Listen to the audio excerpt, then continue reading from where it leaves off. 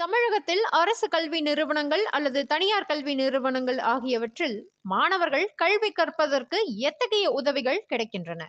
கல்வி என்று எடுத்துக்கொண்டால் இந்திய அரசியல் சாசன வாக்குறுதிப்படி அடிப்படை ஒருமைப்படி மிக பிற்படுத்தப்பட்ட சமுதாய மக்களுக்கு கல்வியில் முன்னுரிமை அளிக்க வேண்டும். பாடம் கற்கும் போது அவர்களுக்கு கல்வி உதவித்தொகைகள் வழங்க வேண்டும். அவர்கள் கடன் வேண்டும் என்றால் கூட வட்டி இல்லாத பிணை இல்லாத கடன்கள் கொடுக்கப்பட்டிருக்க வேண்டும். ஆனால் இது ஒன்றை கூட அரசாங்கம் செய்யவில்லை. இவர்கள் ஒரு வருமான வரம்பை இவர்களாக 2.5 லட்சம் ரூபாய் 2 லட்சம் ரூபாய் என்று நிர்ணயம் செய்து கொண்டு அதை காரணம் காட்டி எந்த மாணவனுக்கும் அல்லது ஒரு 5% மாணவர்களுக்கு கூட கல்வி உதவித்தொகை கொடுக்கவில்லை.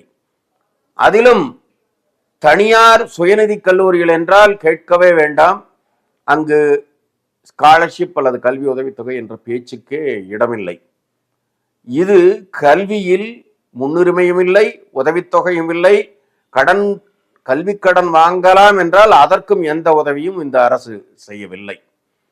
கல்வித்தரம் ஏற்கனவே சொன்னபடி மிக மோசமான நிலையில் இருக்கிறது. வசதியான முன்னேறிய சமூகத்தை சார்ந்த மாணவர்கள் ஐஐடி, ஐஐஎம், ஐஐஎஸ்சி என்ற போன்ற உயரிய பல்கலைக்கழகங்களில் படித்து மிகவும் உயர்ந்த பதவிகளில் சிஇஓ, சிஎஃப்ஓ போன்ற உயர்ந்த பதவிகளில் அமர்ந்திருக்கின்றனர். எமது மாணவர்கள் அவர்களுக்கு ஊழியர்களாக, அவர்களுக்கு அடிமைகளாக இருக்கும் நிலை இன்று இருந்து வருகிறது. இது மாற்றப்பட வேண்டும்.